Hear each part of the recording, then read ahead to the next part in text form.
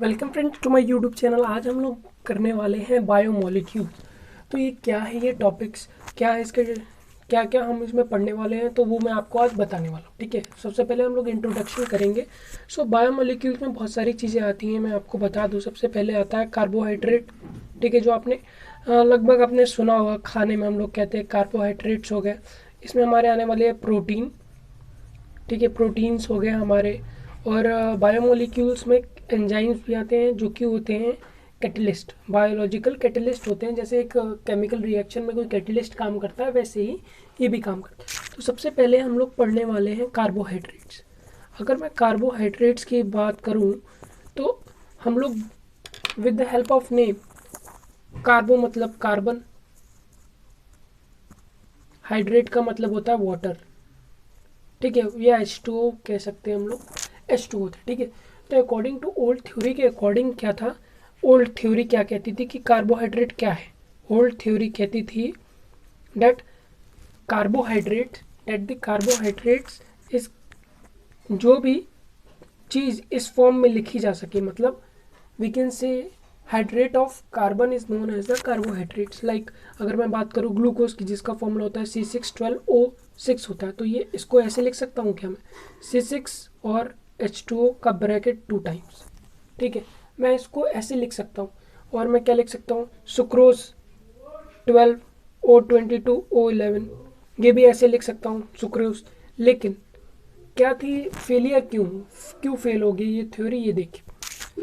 New theory क्या कहती है और ये क्यों फेल हो गई ये भी देखिए। ये थ्योरी इसलिए फेल हो गई क्योंकि हमारे पास होता है एसिटिक एसिड, आप सब जानते होंगे, या विनीगर भी कहते हैं हम लोग कॉमन लैंग्वेज में। ये होता है, इसको हम ऐसे लिख सकते हैं, कैसे लिख सकते हैं, C2 और H2O का 4 ऐसे लिख सकते हैं। पर ये कार्बोहाइड्रेट तो नहीं है, हमें पता है ये कार्बोक्सिलिक एसिड है। और एक और कंपाउंड है जिसे हम लोग कहते हैं C6 5O6। ठीक है, यहाँ पे 5 है, याद रखना, यहाँ पे 5 होता है। इसे हम लोग कहते हैं रैमनोज। रैमनोज होता है, ये कार्बोहाइड्रेट है, दिस इज कार्बोहाइड्रेट।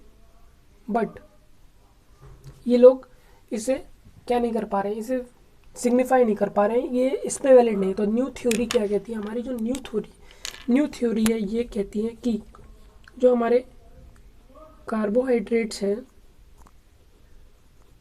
जो आवर कार्बोहाइड्रेट्स, ये क्या है, ये हमारे जो हैं ऑप्टिकली एक्टिव। सबसे पहली बात, ऑप्टिकली एक्टिव,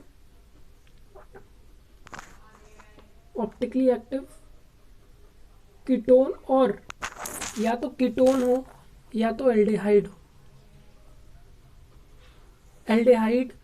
ठीक है, ऑप्टिकली ऑफ कंपाउंड, ये ऑप्टिकली एक्टिव कीटोन कंपाउंड होते हैं। ठीक है, और इसमें एक खासियत और होती है कि इसमें क्या होना चाहिए, इसमें होना चाहिए हाइड्रोक्सी ग्रुप।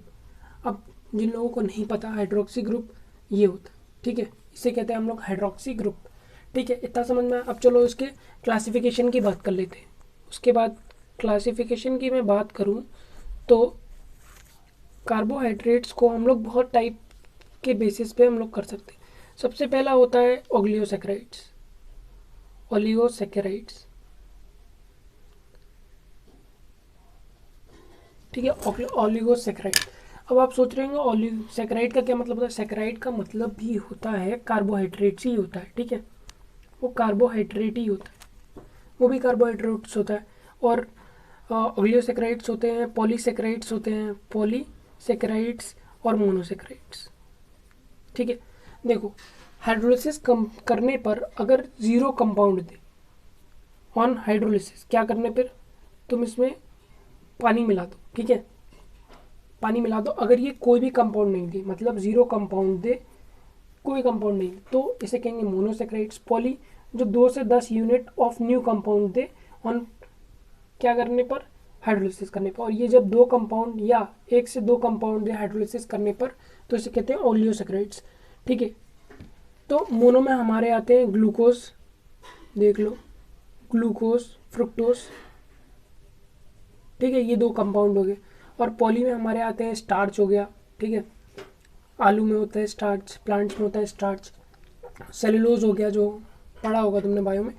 और ऑलिगोसैकेराइड्स में हमारे आता था सुक्रोज, जो इस साल बोर्ड में नहीं आने वाला, मतलब 2021 बोर्ड एग्जाम्स में ये जो ओलिगोसेक्राइड्स हैं दैट इज़ द सुक्रोज वो नहीं आने वाला है, ठीक है, वो हमारा नहीं आने वाला। और भी इसे कहते हैं, इसे हम लोग कहते हैं, अब इसको और कह सकते हैं नॉन रिड्यूसिंग शुगर।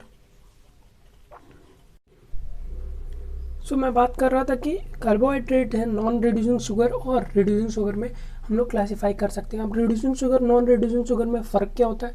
देखो, शुगर भी बेसिकली कार्बोहाइड्रेट ही होती है which is sweet in nature. उसे हम लोग देखो स्वीट कार्बोहाइड्रेट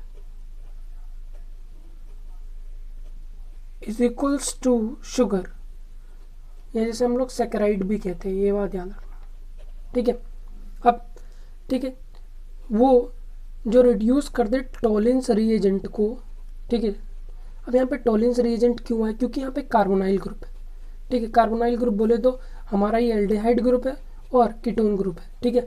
जो रिड्यूस कर दे टॉलिंस रिएजेंट को वो है रिड्यूसिंग शुगर, और जो नहीं कर पाए वो है नॉन रिड्यूसिंग शुगर, ठीक।